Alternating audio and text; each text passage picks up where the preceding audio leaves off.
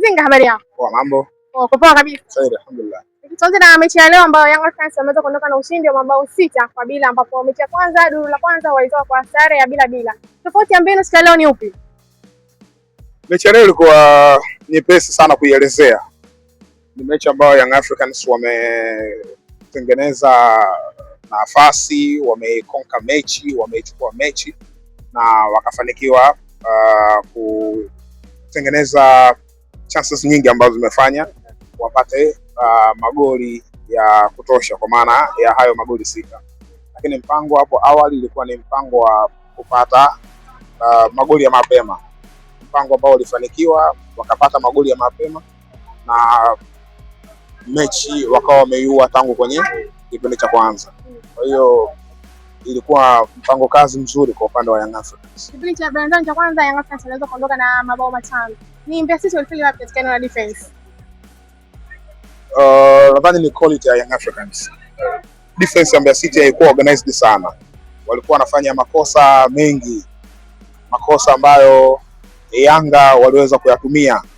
Ukiangalia Yanga walivyokuwa wanacheza kuanzia kwenye formation ilikuwa ina 4-2-3-1, lakini sasa tunaposema 4-2-3-1, hii 2 ya hapa katikati ni 2 ya manake viungo wawili, double pivot tunaita.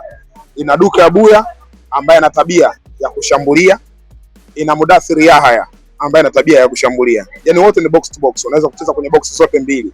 Maana yake muda ambao wanataka kuhama kutoka kwenye kituo waende kwenye upande wa pili, ilikuwa wawili hawa wakiongezeka mbele kuna watu 4, kwa maana ya Prince Dube mbeka simama, kuna Max Nzengeli, kuna Alan Okello, kuna Pacome Zouzoua. Kwa hiyo Mbeya City walikuwa overloaded, wanapewa mzigo mkubwa kutoka kwa Young Africans. Sasa kwa namba Young Africans numerical advantage ilikuwa kubwa, chemistry ambao wako nayo plus quality, wakajikuta wanafanya makosa mengi wapinzani, kwa maana Mbeya City kutokana na kupokea wapinzani wengi kwa wakati mmoja, wapinzani ambao wanatengeneza mazingira yote ya kulifikia lango na kupata chances, na ikatokea wakapata hayo matokeo, na wameruhusu magoli kwenye vipindi vyote, kwa maana ya kipindi ambacho walikuwa na wao wanajaribu kushambulia wakaruhusu goli, kwa sababu wamefungwa goli la counter attack. Pia goli la Pacome Zouzoua la pili ni counter attack, ile goli la 3 la mchezo.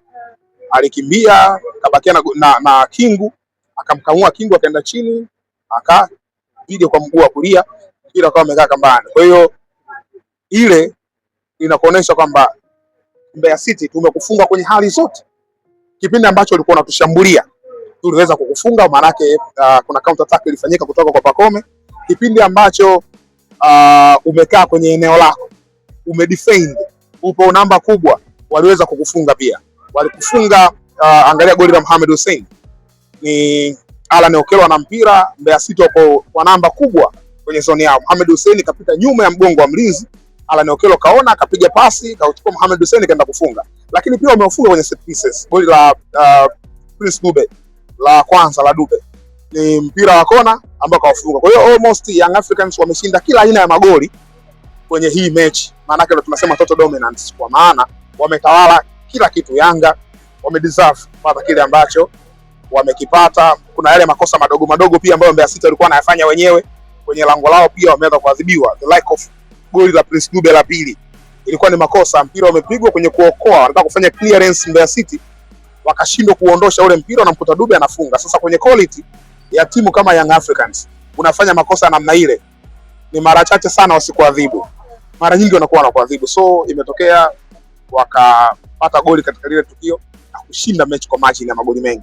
Zinga, ukitazama namna ambavyo katika kipindi cha kwanza Young Africans ameweza kupata magoli mengi, kwa maana idadi ya magoli 5, na ukitazama kwenye michezo karibuni Young Africans wanakuwa wanapata margin ya goli mengi.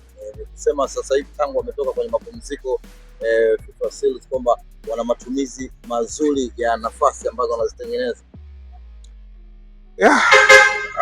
Young Africans wamekuwa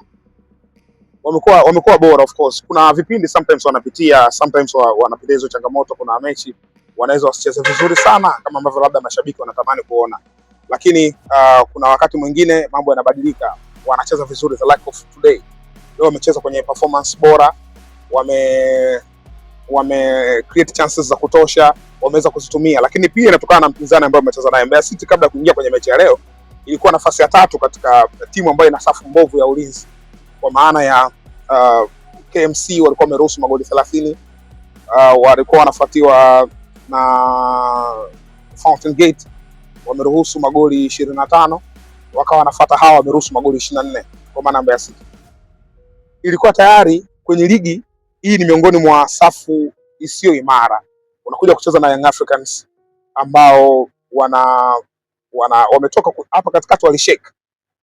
Kuna break imepita hapa ya FA, wanarudi stronger. Ndio tunasema comeback stronger. Wanarudi stronger, wanarudi imara. Wanategemea nini? Ndio kile ambacho wamekionyesha, kwa maana tayari wachezaji wamepata some rest, wamepumzika, na kuna maingizo mapya yameingia kikosini. Wanakwenda kukutana na Mbeya City ambayo inaruhusu sana magoli. Wao ni nani? Kwa hiyo Young Africans wamefanikiwa kupata ushindi. Prince Dube amescore na inamfanya sasa kwenda kufikia ngoi kwa idadi ya magoli 8. Lakini Young Africans ukiangalia kwenye chati pale unamuona pia Udasir akiwa na magoli 7. Hii inatoa maana gani kwa Young Africans? Young Africans ina flow kwenye eneo lao kushambulia kule. Timu yao ina flow sana. Just imagine hapo kuna mchezaji wa Depu alikuja akascore sana na yeye, baadaye akapata injury, timu bado inaendelea kuscore. Of course ili struggle hapa karibuni, maana tusiangalie tu la leo kwa sababu leo wameshinda goli nyingi toka sahau yaliyopita nyuma. Wametoka kustruggle hapa nyuma kwenye kufunga. Lakini sasa hivi inaonekana kwenye mchezo wa leo inaonekana kuna kitu ambacho kocha Pedro amejaribu kuja nacho. Angalia ile boost ambayo ilikuwa imekaa kule juu.